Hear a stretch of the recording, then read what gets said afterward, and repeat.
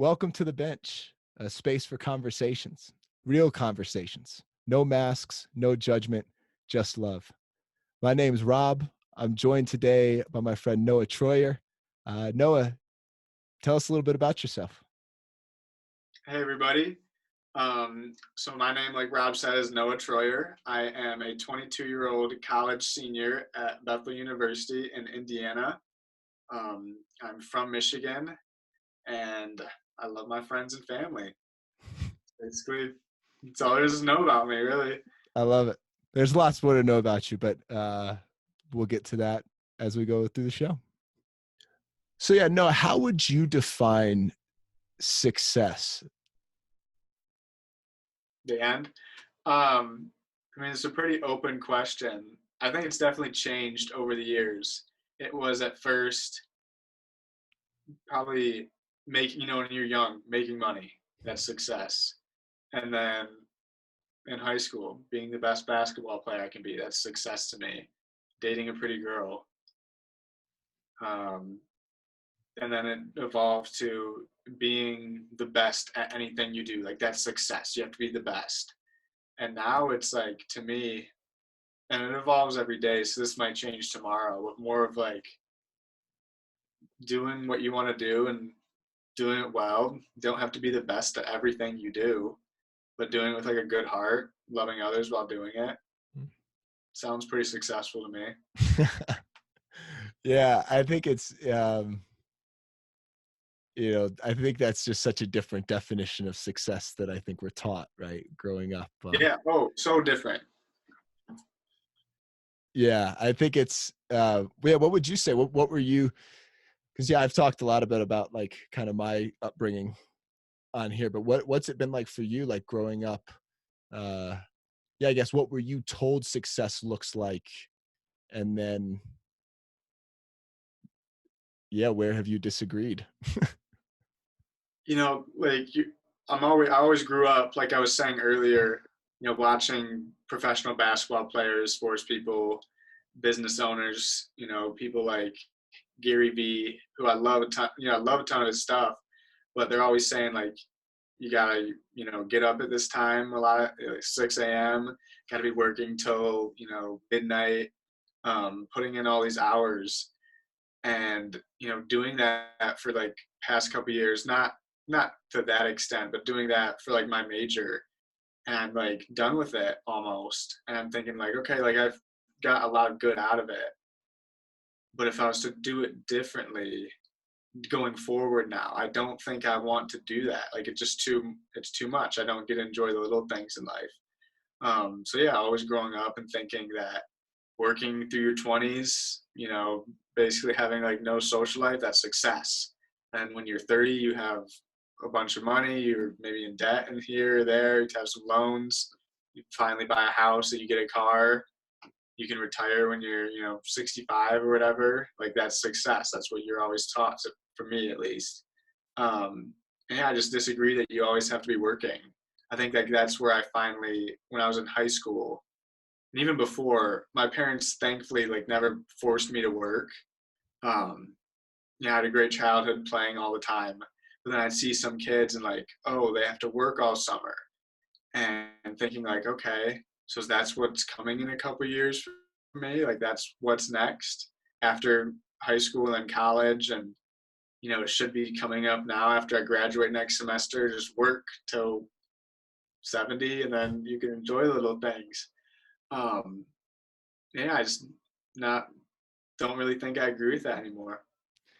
Yeah, I think it's unfortunate that we've set up our society in a way that requires that, right? That it's like, oh, you need to do these things in order to eat or have health care. Or like I was watching an interview the other day where they were talking about business in Canada. And it's always like, oh man, the United States is such a great place for business and starting new Mm. businesses versus Canada. But nobody in Canada would be afraid of leaving their company to start a new business and losing healthcare. Whereas you could, like, you can't walk away and do new things here because of healthcare and security. And like, that's a real piece of how our society's been designed and something we could change if we choose to. Yeah. Uh, But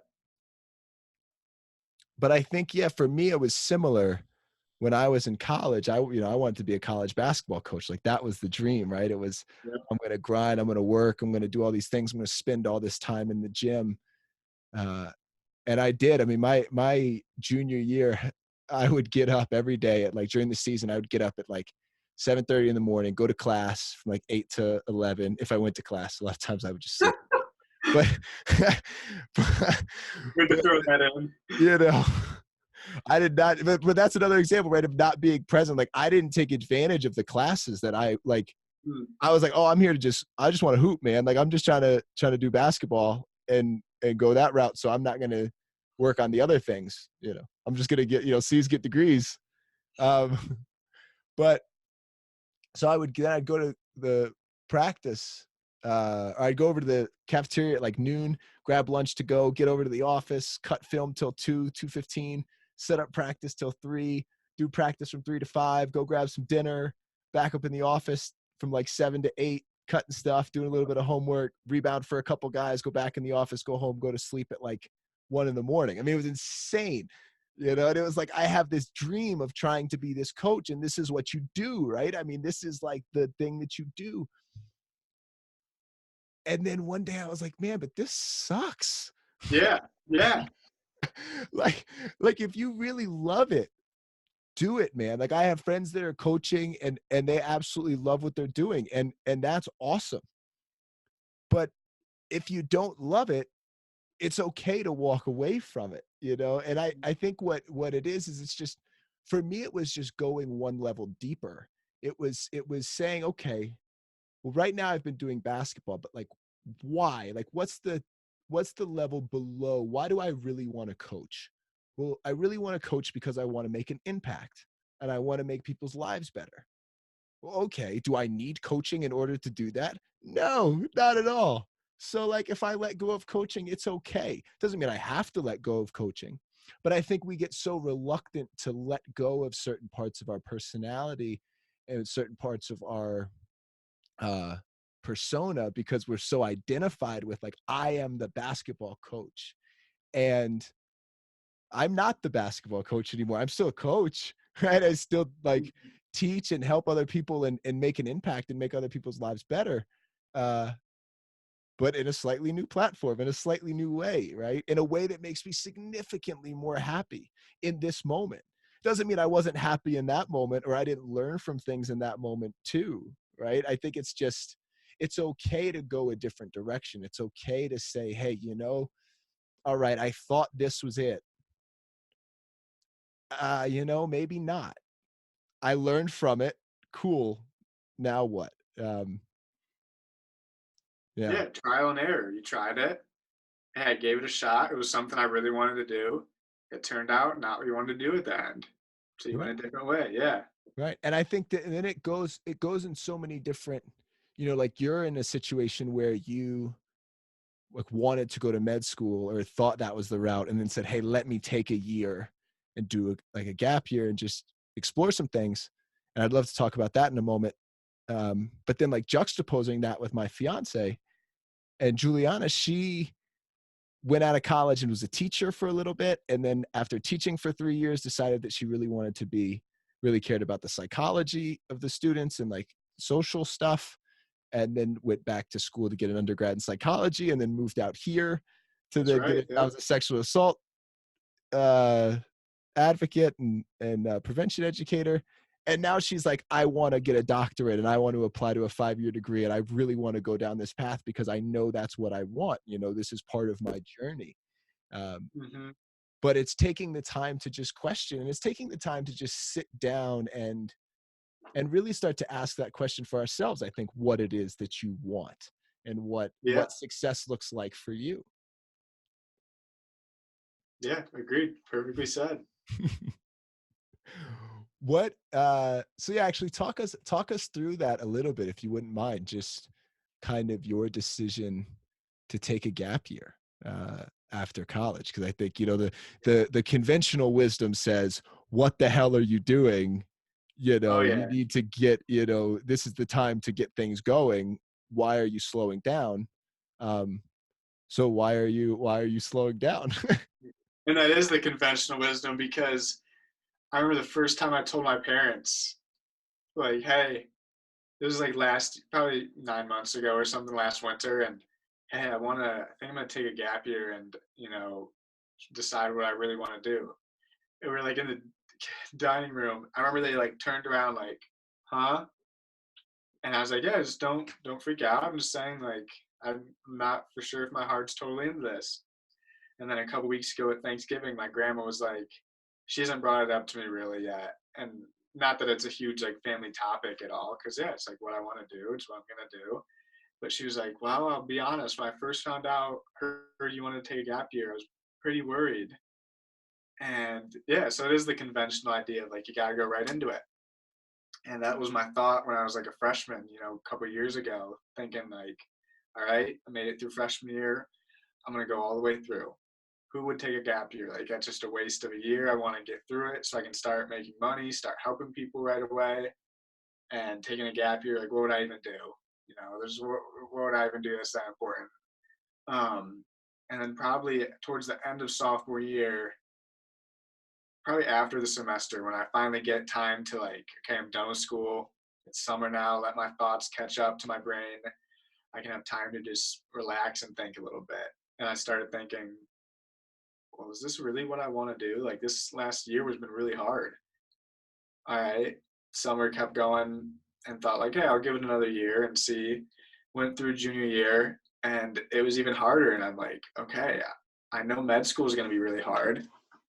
I'm not going to have as much time to do things I really want to do.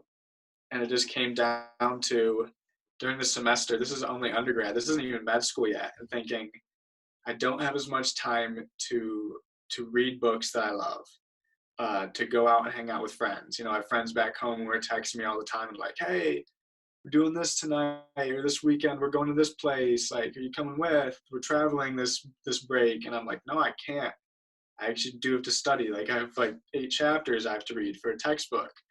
And it's like that. It just kind of like slowly built up till I got to the point this past summer, I think it was about, where I talking to you and thinking, all right, writing down kind of the pros and cons. Like if I take a gap year or 2 or 3, I can always go back. I can always decide, okay, med school is what I want to do. I've taken the MCAT already. Like I can do it if I need to.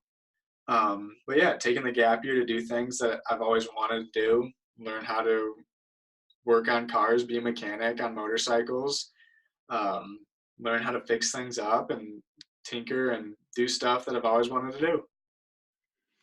And it's interesting. First off, thanks for sharing that, Noah. Um, but it's interesting, I think the conventional wisdom says that that is the wrong decision. Hmm. And I had similar like my mom didn't really. I was a teacher for 2 years, and then decided that I was just going to leave and go and just explore my life a little bit, and basically take a gap year. That's what she kept calling it. Yeah. When it got to year 3, it was it's still a gap year. That's funny. And it's really, it's she had a similar reaction in the beginning, like, what are you doing? I'm kind of worried. I don't really understand. um and that's, I think, yeah, it's not uh because she thinks it's wrong, or it's just different, right? And our parents and our grandparents and those who love us and care about us want us to be safe and to be happy, and so there's like they have these ideas of what that looks like, and sometimes it's hard for them to let go of that. Yeah, because that's But what they thought their whole lives. right, Yeah. exactly. And you've been, as I was watching this sitcom last night, One Day at a Time, and this woman, one of the characters, comes out as gay, and her mom is really struggling with it, and one of the guys on this guy says to her, she says, Elena, the daughter, has been thinking about this for years, like like accepting this new identity and this new space and thinking about it, and you just found out this morning. Of course it's going to take you some time to understand That's so that and true. make sense of Yeah. it, and like, it's a new version of what your son or partner or whoever this person in the relationship uh is doing, right? And so there's going to be an adjustment there. But interestingly enough, there's this book called Range by David Epstein. I don't know if that, maybe this way.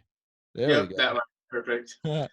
um, by David Epstein. And he basically says that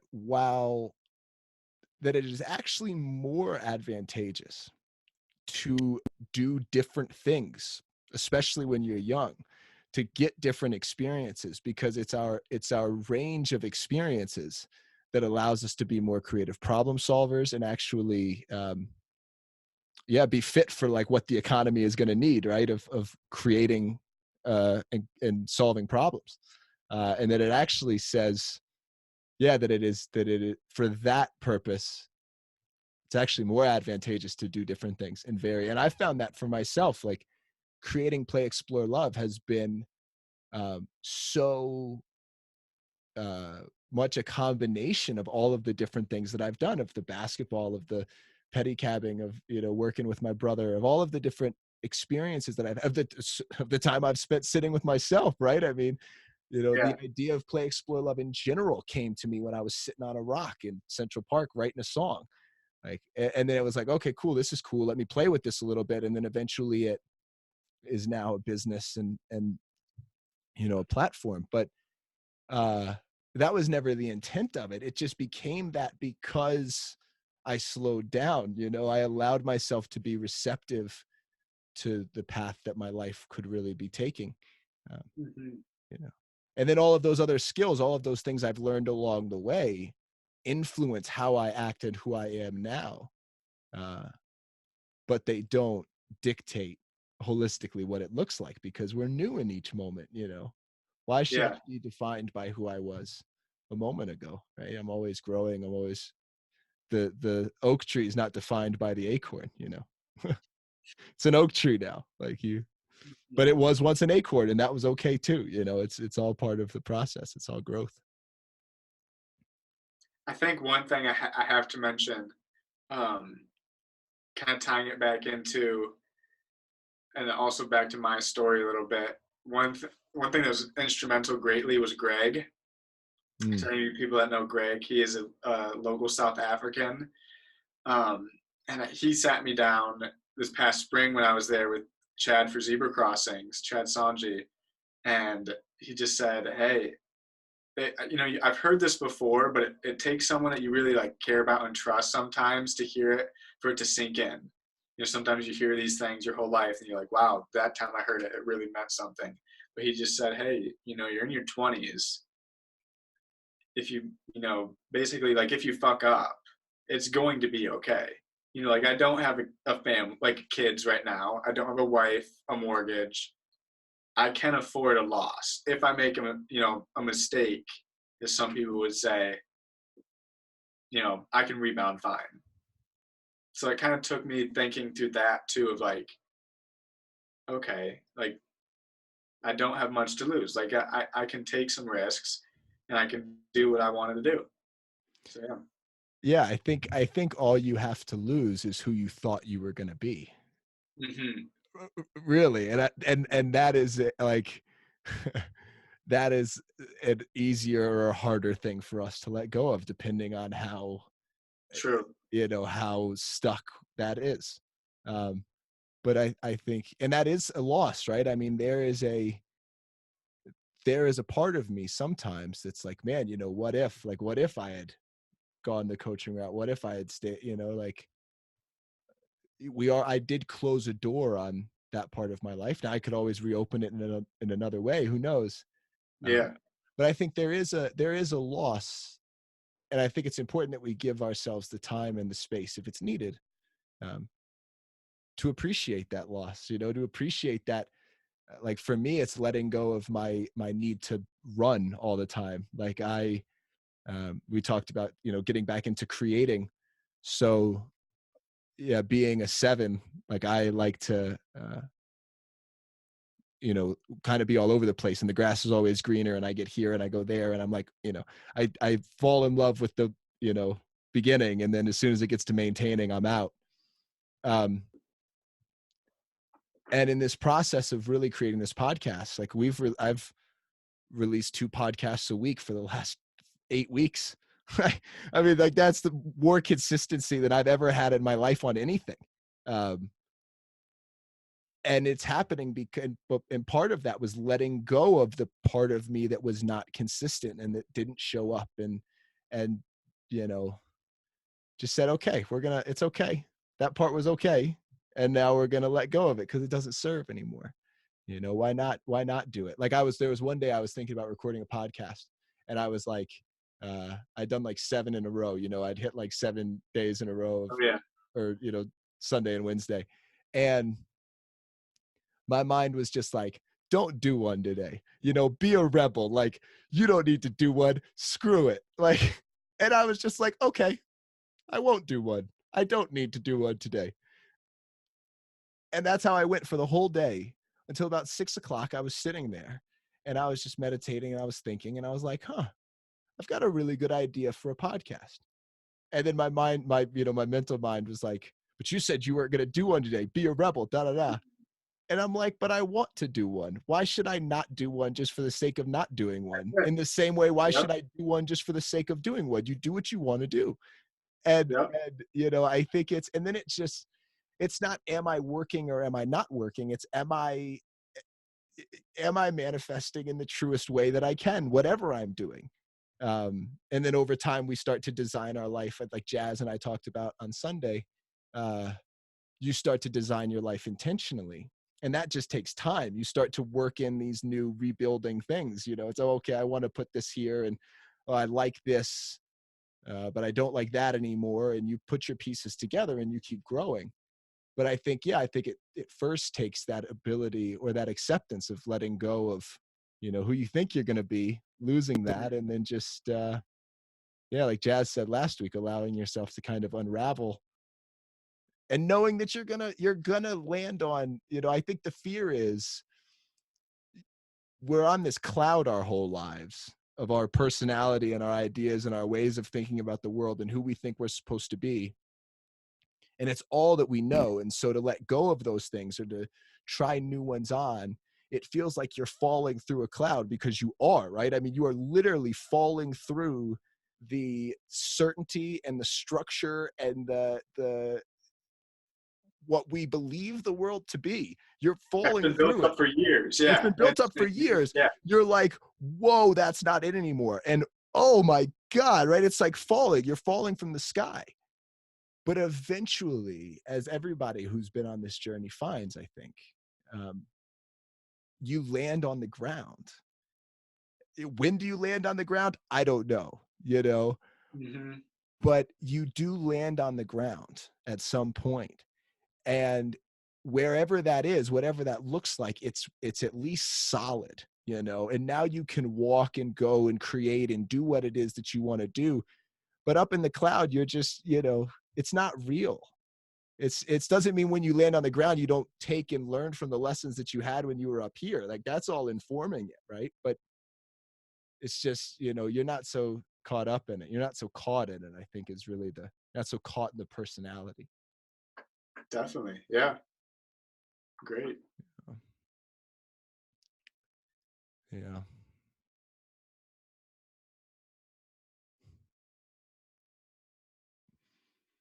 What would you say has been,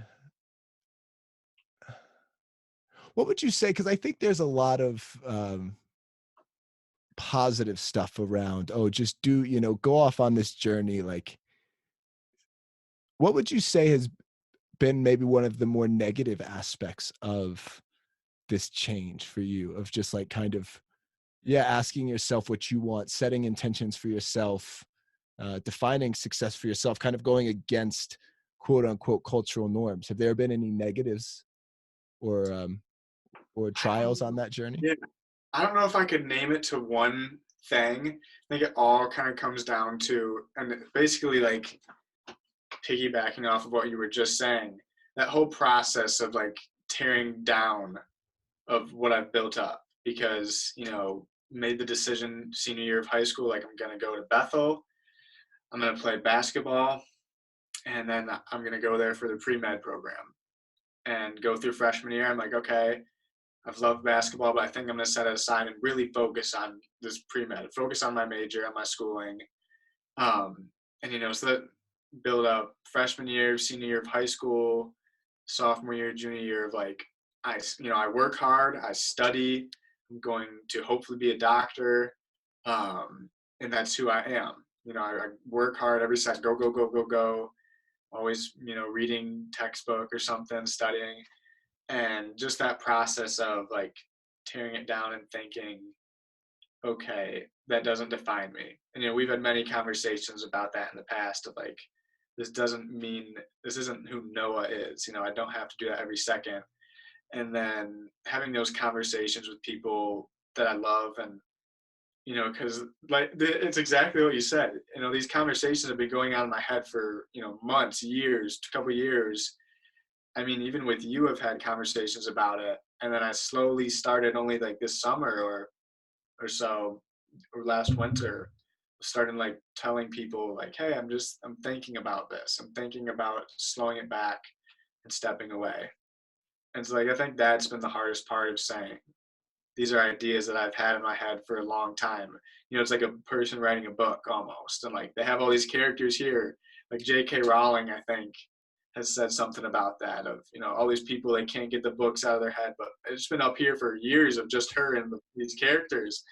I'd say that's probably been the hardest thing, and then kind of refinding my identity in a way. Mm.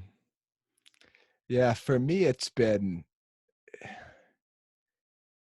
on some level, it feels like you're failing. It's like I Oh yeah. had this dream of being a college basketball coach, and everybody and their mamas knew it about me. And Yep. it's like, hey, you know what? Nah, I'm actually not going to do that anymore. It's not for me anymore. And I think there's this reluctance somewhat, at least what I felt, when I was thinking about kind of doing my gap year when I was like, I was out of college, but still, yeah, going off. And um, one of the things that I thought a lot about was, gosh, I'm letting go of this thing of mine. I'm letting go of this dream. Like I didn't make it. Am I saying that I made the wrong decision? Like there's all this doubt, there's all this regret. It's, well, why did I even come this way in the first place? And, Yep. but reframing that, it's, wow, I made an amazing decision to come this way, because look at the amazing decision that I'm making right now for my own life, and how I'm Yeah. sitting here seeing it because of the way that I've walked.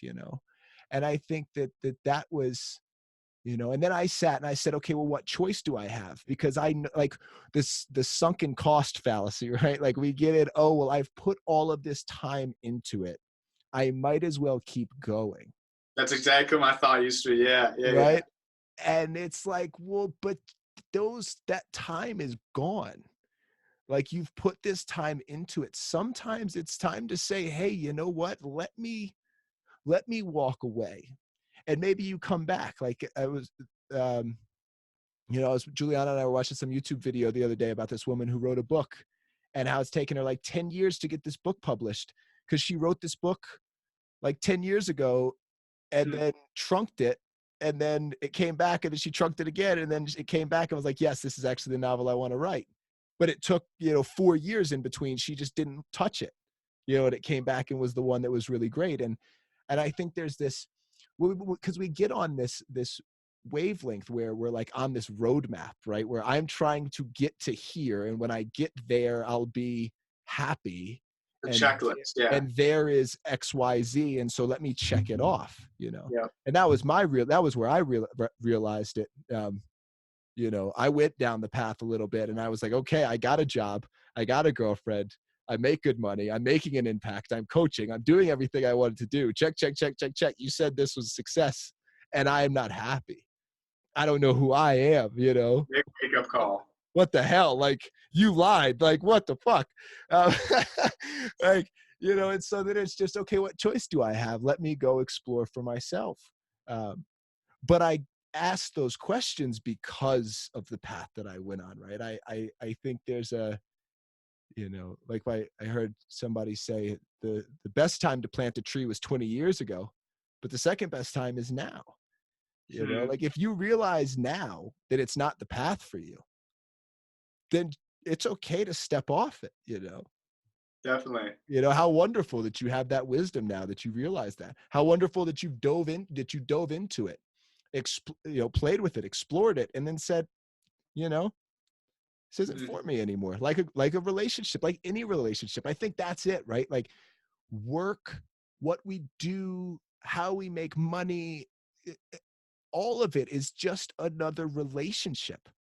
And it doesn't need any more time or value than another. It's just if it adds value to your life, you enjoy doing it, then you do it.